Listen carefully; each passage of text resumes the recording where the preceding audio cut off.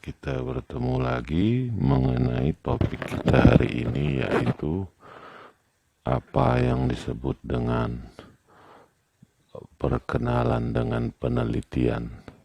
Nah, kita lihat Introduction to Research. Chapter 1. Learning Objectives.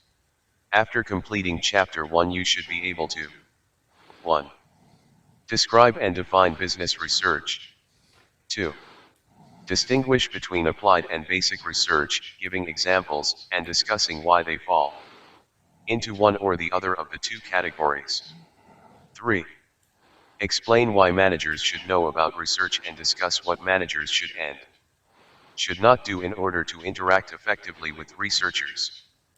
4. Identify and fully discuss specific situations in which a manager would be better off using an internal research team, and when an external research team would be more advisable, giving reasons for the decisions. 5. Discuss what research means to you and describe how you, as a manager, might apply the knowledge gained about research. 6. Demonstrate awareness of the role of ethics in business research. 2 research methods for business.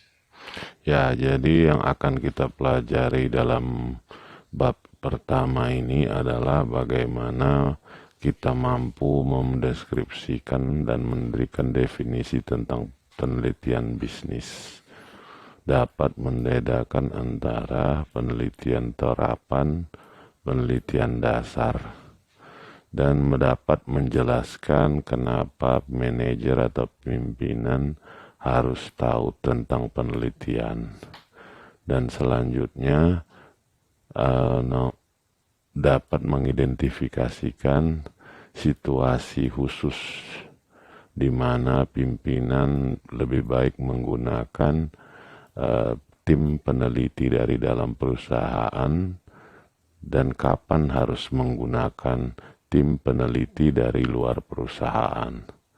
Kelima, yaitu bagaimana pengertian research bagi Anda dan bagaimana sebagai seorang pimpinan Anda dapat memperoleh pengetahuan tentang penelitian. Dan terakhir, bisa memahami etika dalam penelitian bisnis. Nah, sekarang kita masuk ke pada yang disebut dengan introduction ya. Introduction ini atau perkenalan, kita baca dulu apa isinya. Introduction. Just close your eyes for a minute and utter the word research to yourself. What kinds of images does this word conjure up for you? Do you visualize a lab with scientists at work with Bunsen burners and test tubes, or an Einstein-like character writing a dissertation on some complex subject such as behavioral heterogeneity in economic institutions, or someone analyzing large amounts of scanner data to assess the impact of a price reduction on sales? Most certainly, all these images do represent different aspects of research. However, research is not necessarily characterized by Bunsen burners, Einstein-like characters, or big data. Research, a somewhat intimidating term for some, is simply the process of finding solutions to a problem after a thorough study and analysis of the situational factors. Along these lines, people, consumers, investors, managers, constantly engage themselves in exploring and examining issues, and hence are involved in some form of research activity as they want to change mobile phone providers, buy a new car, go to the movies, invest in a business startup, or increase advertising expenditures in their role as a manager. Ya, jadi kalau pendahuluan, orang sering kalau mendengar kata penelitian selalu mengatakan itu berhubungan dengan laboratorium ataupun hal-hal yang berbau yang serius-serius selalu ya. Tetapi sebenarnya riset itu tidak seperti itu. Memang ada bagian riset seperti itu. Riset itu kadang-kadang ya hanya mencari solusi ya. Hanya mencari solusi atas sebuah masalah melalui studi dan analisis faktor-faktor situasi. Jadi tidak hanya harus selalu di lab, atau membutuhkan alat-alat yang serius ya. Nah, research in some form of another. Nah, kita lihat sekarang research. Research, in some form or another, may help managers in organizations to make decisions at the workplace. As we all know, sometimes they make good decisions and the problem gets solved, sometimes they make poor decisions and the problem persists, and on occasions they make such colossal blunders that they get stuck in the mire. The difference between making good decisions and committing blunders often lies in how we go about the decision-making process. In other words, good decision-making fetches a yes answer to the following case. Do we identify where exactly the problem lies? Do we correctly recognize the relevant factors in the situation needing investigation? Do we know what types of information are to be gathered and how? Do we know how to make use of the information so collected and draw appropriate conclusions to make the right decisions? And, finally, do we know how to implement the results of this process to solve the problem? This is the essence of research, and to be a successful manager it is important to know how to go about making the right decisions. By being knowledgeable about the various steps involved in finding solutions to problematic issues of interest to the organization and/or its stakeholders. This is what this book is all about. Ya, jadi tadi dikatakan bahwa research itu adalah salah satu cara untuk memecahkan masalah. Jadi para manajer Anda nanti kalau sudah tamat, bagaimana pasti akan menemukan masalah. Sebenarnya bukan harus jadi manajer juga. Dalam kehidupan sehari-hari kita selalu menemukan masalah. Mulai dari kita buka mata bangun tidur, kita akan menemukan masalah. Nah, bagaimana kita memecahkan masalah tersebut dan bagaimana mengambil keputusan yang baik. Dan terakhir bagaimana mengimplementasikan hasil yang kita teliti dan kita peroleh jawabannya. Nah, sekarang kita lihat dulu apa itu business research. Business research. Business research can be described as a systematic and organized effort to investigate a specific problem encountered in the work setting, which needs a solution. It comprises a series of steps that are designed and executed with the goal of finding answers to the issues that are of concern to the manager in the work environment. This means that the first step in research is to know where the problem areas exist in the organization, and to identify as clearly and specifically as possible the problems that need to be studied and resolved. Once the problem is clearly defined, steps can be taken to determine the factors that are associated with the problem, gather information, analyze the data, develop an explanation for the problem at hand, and then solve it by taking the necessary corrective measures. Ya, jadi penelitian bisnis. Penelitian bisnis dapat digambarkan sebagai sebuah usaha yang terorganisir dan sistematis untuk menginvestigasi masalah tertentu, ya, dan membutuhkan solusi. Ingat, tidak semua masalah membutuhkan solusi. Ada masalah yang cukup dibiarkan saja akan selesai sendiri. Tetapi masalah yang membutuhkan solusi harus dipecahkan dan harus dilakukan secara terorganisir dan sistematis dan melalui steps, langkah-langkah, ya, langkah-langkah. Nah, langkah pertama adalah mengetahui apa masalahnya, ya, bagaimana masalahnya sebenarnya. Kalau dia masalah sudah bisa didefinisikan dan jelas, maka kita langkah selanjutnya adalah mencari faktor-faktor yang berhubungan dengan masalah tersebut dengan mengumpulkan informasi, ya, menganalisa data, mengembangkan penjelasan atas masalah tersebut. Nah, dan terakhir melakukan tindakan pembetulan terhadap masalah berdasarkan hasil penelitian yang kita lakukan. Nah, di sini kita lihat lagi, kita lanjutkan baca. The entire process by which we attempt to solve problems is called research. Thus, research involves a series of well thought out and carefully executed activities that enable the manager to know how organizational problems can be solved, or at least considerably minimized. Research encompasses the processes of inquiry, investigation, examination, and experimentation. These processes have to be carried out systematically, diligently, critically, objectively, and logically. The expected end result would be a discovery that helps the manager to deal with the problem situation. Ya, jadi keseluruhan proses tadi itulah yang disebut dengan penelitian. Jadi penelitian melibatkan berbagai seri pemikiran, tindakan yang hati-hati bagi seorang manajer untuk mengetahui bagaimana masalah dapat dipecahkan atau setidaknya meminimalkan masalah tersebut. Ya, jadi ada masalah memang tidak bisa kita pecahkan, tetapi bisa kita minimalisir. Nah, kita lanjutkan lagi. Identifying the critical issues, gathering relevant information, analyzing the data in ways that help decision making, and implementing the right course of action, are all facilitated by understanding business research. After all, decision making is simply a process of choosing from among alternative solutions to resolve a problem.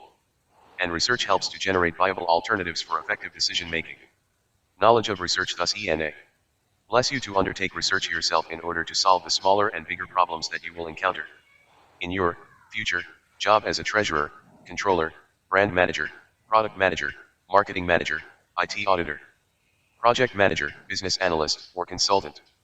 What's more, it will help you to discriminate between good and bad studies published in professional journals, to discriminate between good and bad studies conducted by research agencies, to discriminate between good and bad research proposals of research agencies, and to interact more effectively with researchers and consultants. We can now define business research as an organized, systematic, database. Ya, jadi di sini kalau kita mengetahui masalah mata kritis dan bagaimana mengumpulkan informasi yang relevan, menganalisis data, itu adalah bagian dalam membantu kita mengambil keputusan. Ya, semua ini tentunya sekarang kalau kita sebagai mahasiswa belum begitu tetapi dengan belajar akan membiasakan kita bagaimana kita bisa berpikir secara kritis, di mana nanti di masa depan apabila Anda bekerja sebagai bendahara, pengawas, atau manajer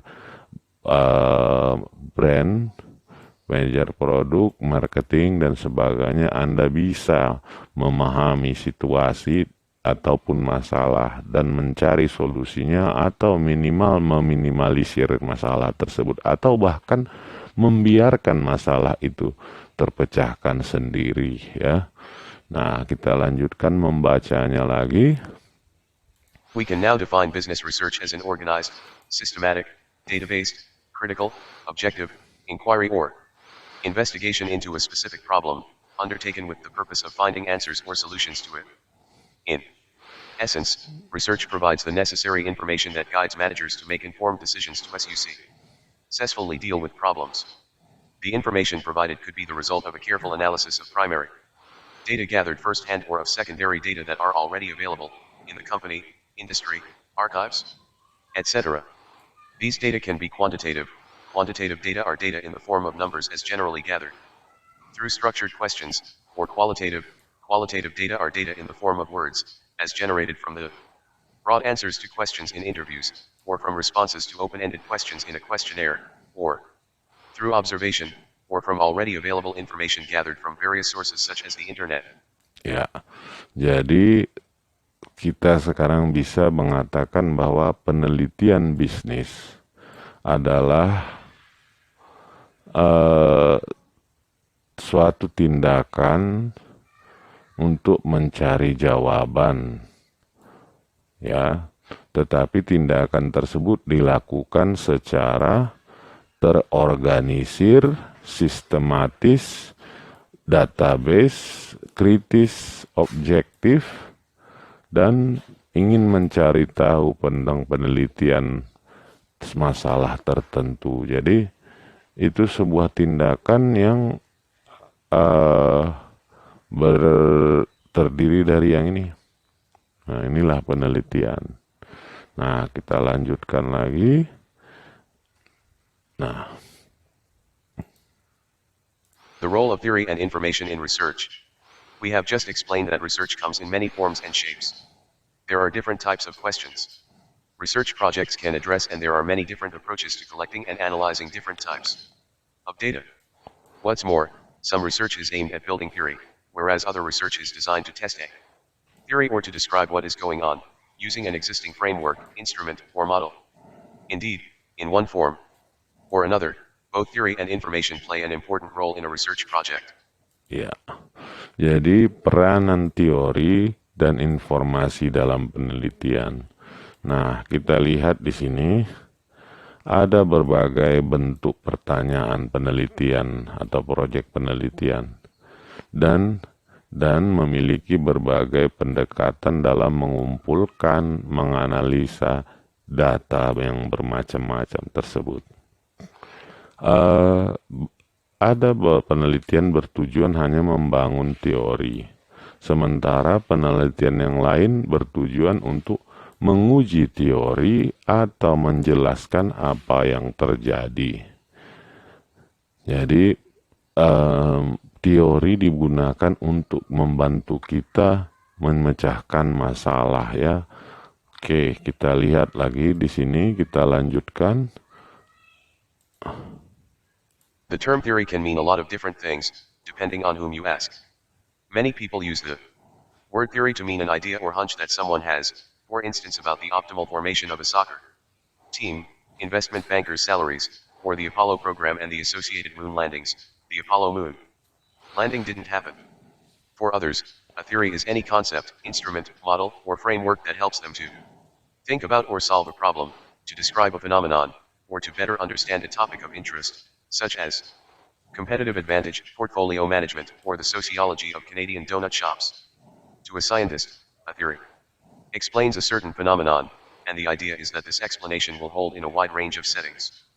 For instance, expectancy theory proposes that people will choose how to behave depending on the outcomes they expect as a result of their behavior.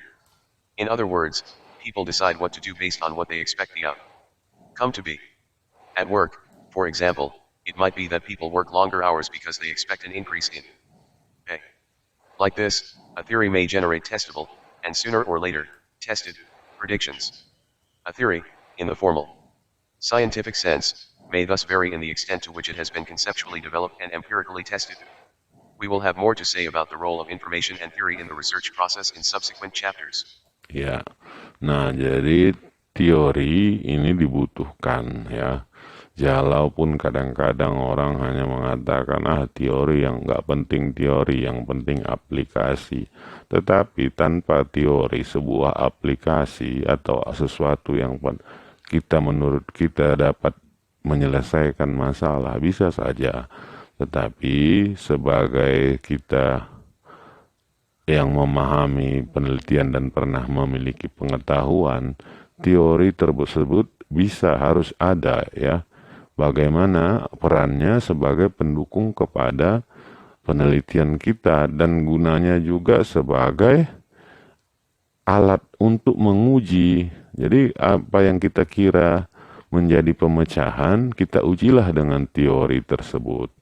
Nah, penelitian dan manajer, apa sebenarnya hubungan antara penelitian dengan seorang manajer bisnis? An experience common to all organizations is that the managers thereof encounter problems, big and small, on a daily basis, which they have to solve by making the right decisions. In business, research is usually primarily conducted to resolve problematic issues in, or interrelated among, the areas of accounting, finance, management, and marketing. In accounting, budget control systems, practices, and procedures are frequently examined. Inventory costing methods, accelerated depreciation, time series behavior of quarterly earnings, transfer pricing, cash recovery rates, and taxation methods are some of the other areas that are researched. In finance, the operations of financial institutions, optimum financial ratios, mergers and acquisitions, leveraged buyouts, intercorpo, rate financing, yields on mortgages, the behavior of the stock exchange, the influence of psychology on the behavior of financial practitioners and the subsequent effect on markets, and the like, become the focus of investigation. Management research could encompass the study of employee attitudes and behaviors, human resources management, the impact of changing demographics on management practices, production operations management, strategy formulation, information systems, and the like. Marketing research could address issues pertaining to consumer decision making, customer satisfaction and loyalty, market segmentation, creating a competitive advantage, product image, advertising, sales promotion, marketing channel management, pricing, new product development, and other marketing aspects. Ya, jadi di sini pentingnya penelitian atau research bagi seorang manajer, karena pasti seorang manajer, jangankan manajer, Anda pun setiap hari menemukan masalah besar maupun kecil ya. Jadi yang harus kita pecahkan dengan mengambil keputusan yang benar.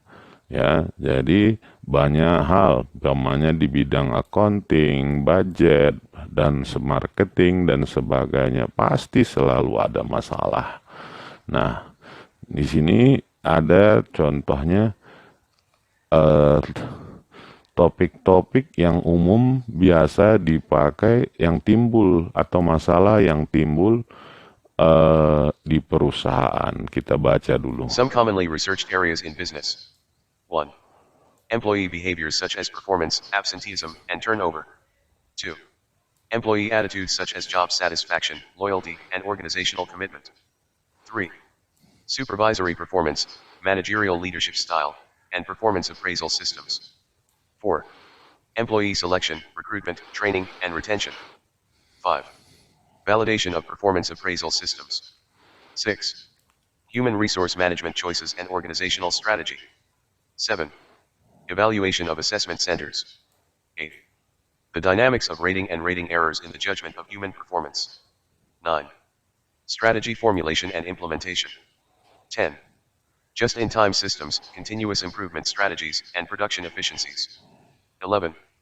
Updating policies and procedures in keeping with latest government regulations and organizational changes. 12. Organizational outcomes such as increased sales, market share, profits, growth, and effectiveness. 13. Consumer decision making. 14. Customer relationship management. 15. Consumer satisfaction, complaints, customer loyalty, and word-of-mouth communication. 16. Complaint handling. 17. Delivering and performing service. 18. Product life cycle, new product development, and product innovation.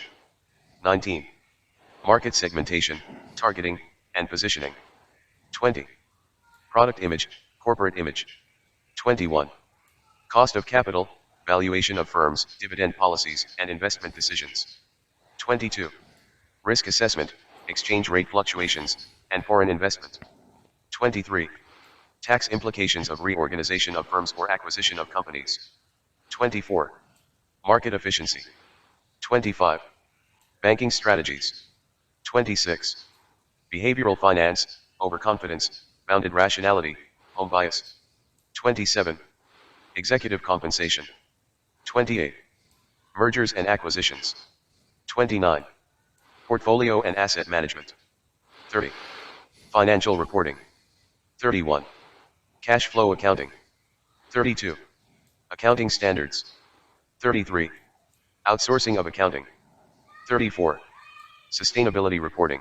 Ya, jadi di sini kita lihat ya, inilah masalah-masalah yang sering timbul di dalam bisnis ataupun perusahaan.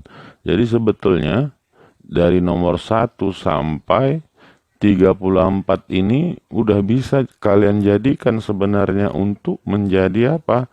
Ini bisa kalian pakai karena ini semua timbul dimanapun di seluruh dunia. Masalah ini sama gitu. Bisa kalian jadikan sebagai bahan skripsi kalian nantinya, judul filenya. Contohnya ya, ini nomor 6 saya ambil. Pilihan manajemen sumber daya manusia dan strategi organisasi perusahaan. Nah ini udah bisa satu judul. Atau ini validasi kinerja penggajian sistem appraisal penilaian kinerja ya. Jadi sebagai contohnya analisis sistem penilaian kinerja karyawan pada PT Kolang-Kaling atau PTX dan sebagainya. Ini semua udah bisa jadi judul ataupun bahan untuk skripsi kalian nantinya ya. Ya, ada 34. Wah, banyak lagi ternyata sampai ada 50 ini. Ini ada 50. Silahkan nanti kalian baca. Nah, sekarang kita lihat jenis-jenis bisnis, penelitian bisnis, yaitu penelitian aplikasi, dan penelitian dasar. Types of business research, applied and basic. Research can be undertaken for two different purposes. One is to solve a current problem faced by the manager in the work setting, demanding a timely solution. For example, a particular product may not be selling well and the manager might want to find the reasons for this in order to take corrective action. Such research is called applied research. The other is to generate a body of knowledge by trying to comprehend how certain problems that occur in organizations can be solved. This is called basic, fundamental, or pure research. Ya, jadi riset itu ada dua di sini ya, riset terapan dan riset dasar. Nah, kita lihat apa itu riset terapan. Jadi di sini contohnya dia bikin sebuah produk tertentu kurang laku dan sebagai manajer ingin mengetahui apa alasannya dan untuk mengambil tindakan perbaikan supaya produk tersebut bisa laku. Nah, inilah contoh riset terapan. Sedangkan riset dasar itu adalah bagaimana masalah yang terjadi dalam perusahaan dapat diselesaikan dengan menggunakan ilmu pengetahuan ataupun teori-teori yang ada dalam pelajaran ya. Sedangkan aplikasi yang berdasarkan kejadian yang ada atau situasi yang ada. Oke, kita lihat lagi. It is quite possible that some organizations may, at a later stage, apply the knowledge gained by the findings of basic research to solve their own problems. For instance, a university professor may be interested in investigating the factors that contribute to absenteeism as a matter of mere academic interest. After gathering information on this topic from several institutions and analyzing the data, the professor may identify factors such as inflexible work hours, inadequate training of employees, and low morale as primarily influencing absenteeism. Later on, a manager who encounters absenteeism of employees in his organization may use this information to determine if these factors are relevant to that particular work setting. Ya, jadi ada kadang-kadang katanya dalam penelitian dasar, contohnya katanya seorang dosen tertarik meneliti apa penyebab absennya para pegawai gitulah ya. Dia lihat apa faktor penyebabnya dan menggunakan berbagai teori yang mengatakan apa penyebab keabsen. Nah, kita dengarkan lagi, kita baca lagi ya. In sum, research done with the intention of applying the results of the findings to solve specific problems currently being experienced in an organization is called applied research. Research done chiefly to make a contribution to existing knowledge is called basic, fundamental, or pure research. The findings of such research contribute to the building of knowledge in the various functional areas of business. They teach us something we did not know before. Such knowledge, once generated, is usually later applied in organizational settings for prob.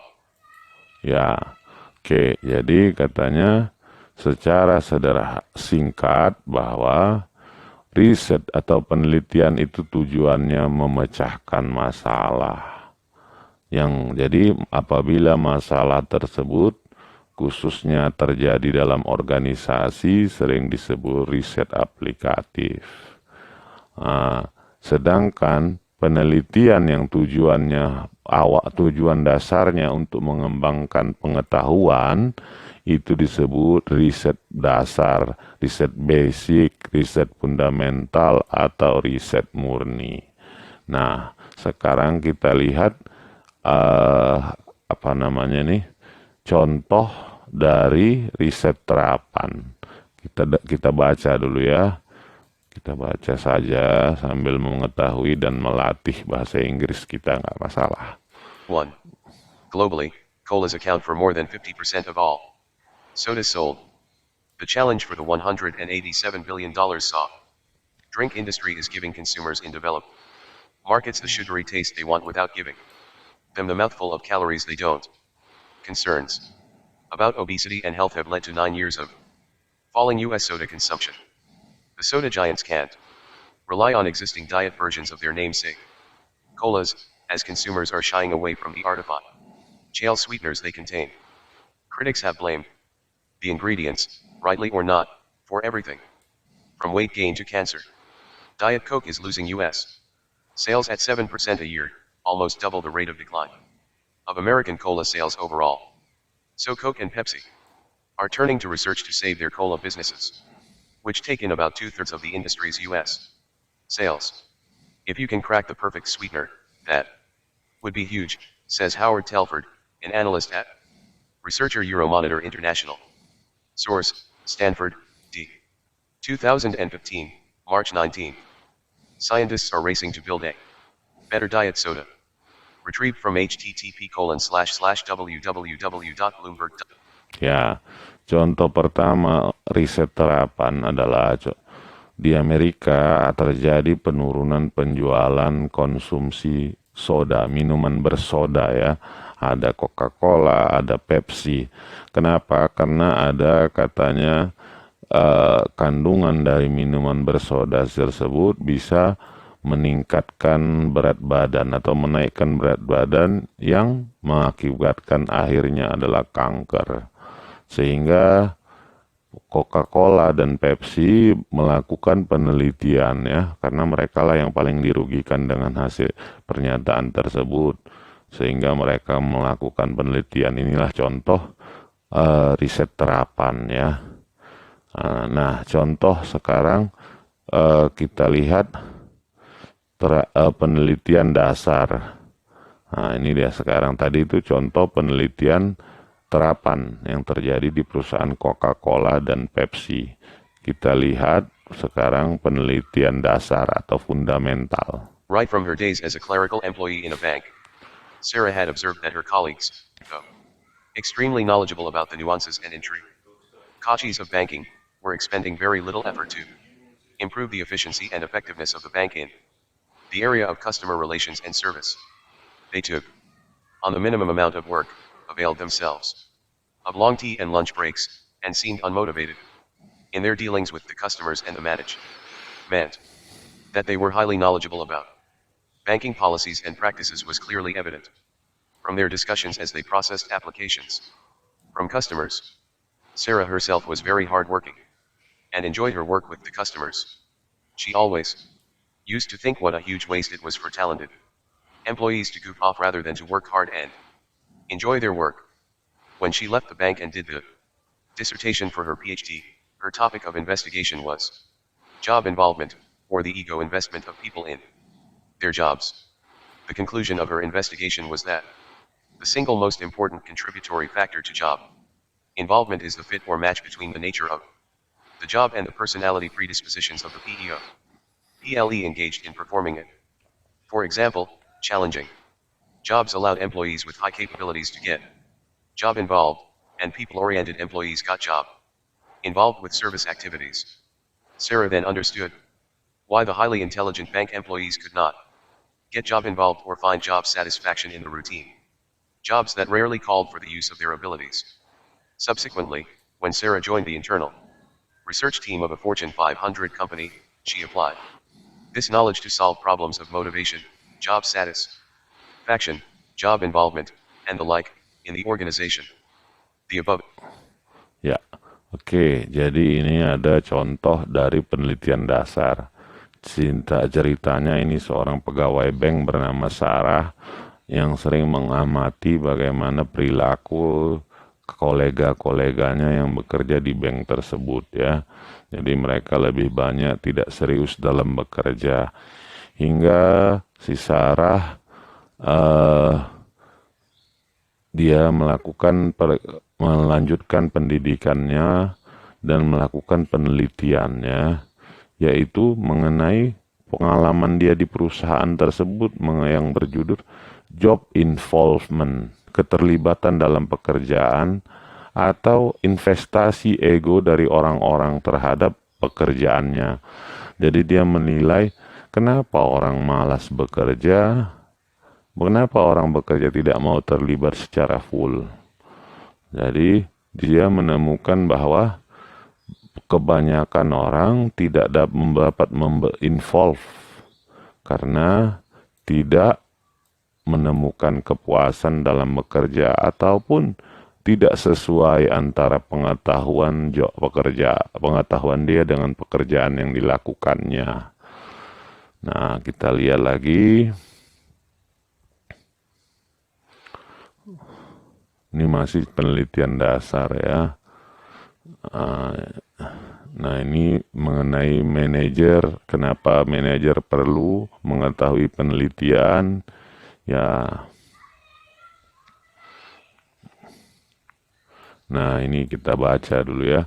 In sum, jadi secara kesimpulannya, kenapa manajer membutuhkan pengetahuan tentang penelitian itu? Pertama, kita baca dulu. 1. Identify and effectively solve minor problems in the work setting. 2. Know how to discriminate good from bad research. 3. Appreciate and be constantly aware of the multiple influences and multiple effects of factors impinging on a situation. 4. Take calculated risks in decision making, knowing full well the probabilities associated with the differ and possible outcomes. 5. Prevent possible vested interests from exercising their influence in a situation. 6. Relate to hired researchers and consultants more effectively. 7. Combine experience with scientific knowledge while making decisions. Ya, jadi ini ada 7 hal katanya di sini ya. Seorang manajer profesional terbantu dengan metode penelitian ini, dia bisa mengidentifikasikan dan memecahkan masalah kecil dalam pekerjaan secara efektif. Mengetahui bagaimana membedakan penelitian yang baik dengan yang buruk. Dapat mengetahui atau menghargai pengaruh multiple ataupun pengaruh berbagai faktor dalam sebuah situasi. Dapat menghitung atau dalam pengambilan keputusan, baik buruknya keputusan. Mencegah adanya vested interest ya. Vested interest itu kepentingan pribadi ya. Dalam situasi tertentu. Kenapa? Ini yang sering terjadi. Setiap orang selalu ada sesuatu kejadian pasti ingin memanfaatkan untuk kepentingan dirinya pribadi. Jadi dengan mengetahui ini, manajer bisa meminimalisir apa yang terjadi di situ ya. Keenam, dapat menghubungkan peneliti yang digaji atau menilai mempekerjakan peneliti yang digaji oleh perusahaan secara efektif. Dan ketujuh, bisa menggabungkan pengalaman dengan ilmu pengetahuan untuk mengambil keputusan ya. Nah, selanjutnya manajer dan konsultan penelitian ya. Ini juga sering jadi masalah. Jadi konsultan penelitian di perusahaan itu sering ada dua, bukan konsultannya, penelitian di perusahaan ada dua biasanya. Satu bagian memang research and development ya, tapi biasanya ini perusahaan-perusahaan besar memang ada orang R&D ya namanya ya. R&D kalau perusahaan besar memang mereka dipekerjakan untuk meneliti masalah-masalah yang dihadapi produk maupun di internal perusahaan. Sedangkan kadang-kadang perusahaan dia menggaji orang luar sebagai konsultan untuk melakukan penelitian. Nah, jadi bagaimana meng-hire atau mempekerjakan eh, peneliti dari luar ataupun konsultan ini. Nah, jadi di sini harus pertama peranan dan ekspektasi dari kedua pihak harus jelas terperinci ya. Jadi memang betul-betul manajer tersebut memakai pihak luar karena memang dia jelas masalah yang dihadapi dan dia tidak bisa menyelesaikan masalah tersebut apabila menggunakan R&D dari dalam perusahaan. Nah, selanjutnya di sini filosofi dan nilai-nilai sistem perusahaan memang benar dimanfaatkan, dapat digunakan oleh pihak peneliti luar tersebut dan dapat dikomunikasikan. Jadi dia peneliti luar atau konsultan bukan memecahkan masalah dengan situasi dari luar. Harus memang yang situasi dari dalam perusahaan. Ya, harus juga di sini adanya hubungan antara peneliti atau konsultan dengan karyawan perusahaan tersebut. Jangan hanya mengamati dari jauh, tidak melakukan pembicaraan ataupun diskusi, tiba-tiba timbul hasil penelitiannya. Nah, yang sering juga terjadi adalah peneliti internal dan peneliti eksternal atau konsultan. Peneliti internal di dalam perusahaan-perusahaan besar ada namanya R&D, Research and Development. Nah, ya internal inilah yang disebut dengan internal konsultan. Sedangkan peneliti luar biasanya diambil dari kampus-kampus atau apalah ya, konsultan-konsultan. Ya, ada baik buruk dari penelitian internal, yaitu pertama internal dia lebih diterima oleh karyawan ataupun subunit ya. Dan kalau dia peneliti internal lebih sedikit makan waktu karena dia sudah mengerti betul bagaimana kondisi perusahaan. Nah, terus satu lagi, hasil penelitian internal bisa langsung diaplikasikan. Keempat, biayanya lebih murah. Kerugian menggunakan pihak peneliti internal ini adalah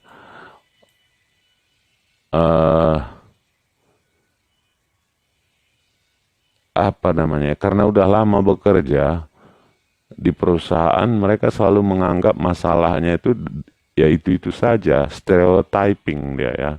Jadi dia menganggap itu aja bagian masalah, padahal belum tentu. Nah, bisa juga karena di sini timbul vested interest ya dari peneliti tersebut, ada keinginan pribadi untuk mencari keuntungan dari masalah itu. Jadi ada juga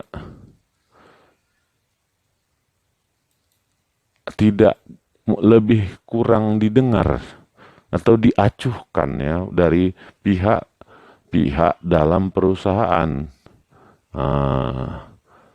Dan adanya juga lebih bias. Sedangkan peneliti eksternal ini keuntungannya biasanya mereka lebih memiliki pengalaman dan melihat sesuatu itu lebih kepada mencari hal yang baru, ya bukan berdasarkan itu saja. Kedua,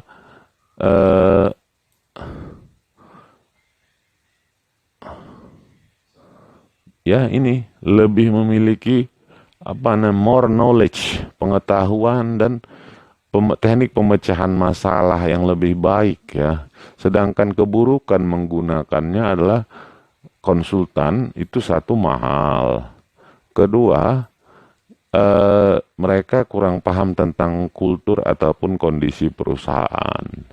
Nah, ada lagi katanya di sini biasanya mereka meminta biaya lagi untuk tahapan evaluasi.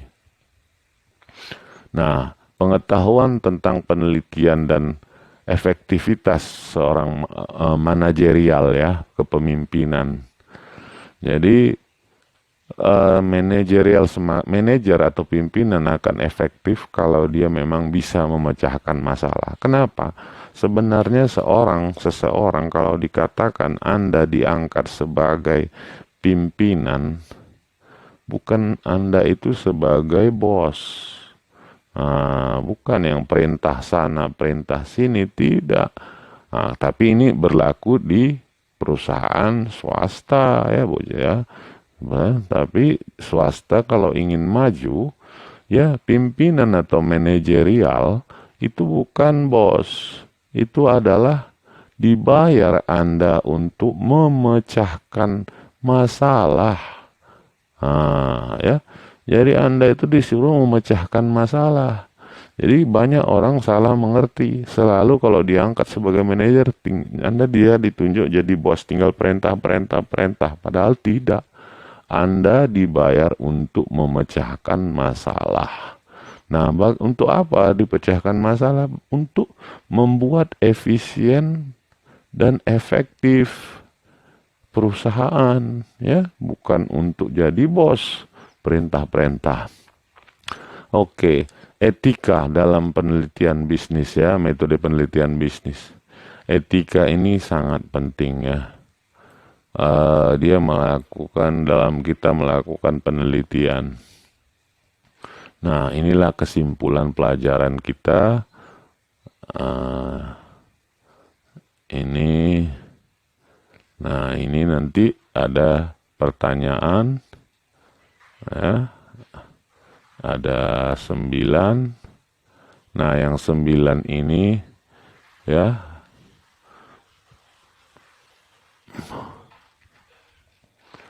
Yang ini 9 pertanyaan. Ini ada 9 nih. Ini nanti kalian jawab. Dan demikian juga dalam studi kasus. Ini kalian baca dan coba jawab pertanyaan ini. Nanti kalian kumpulkan ya. Oke, demikian dulu dari saya. Terima kasih.